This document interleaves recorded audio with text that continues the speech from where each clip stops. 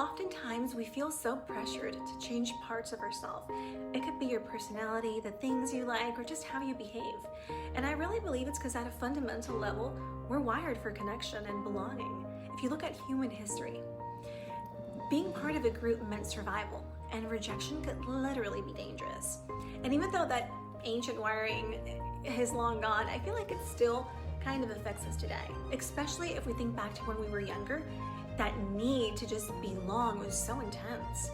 You're figuring out who you really are, while at the same time you're trying to avoid exclusion or being made fun of.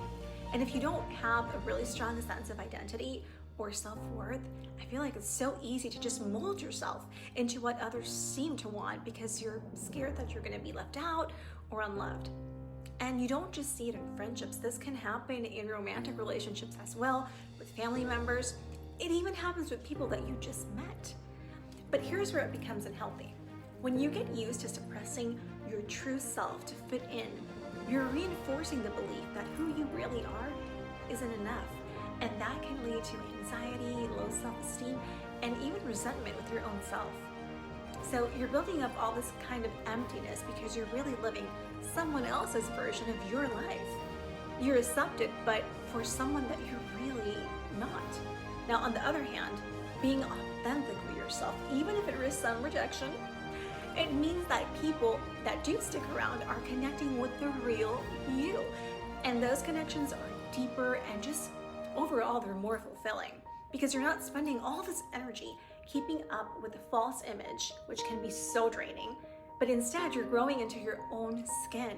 And yeah, sure, fear of being alone and low self-esteem are like huge drivers of why people try to fit in at any cost.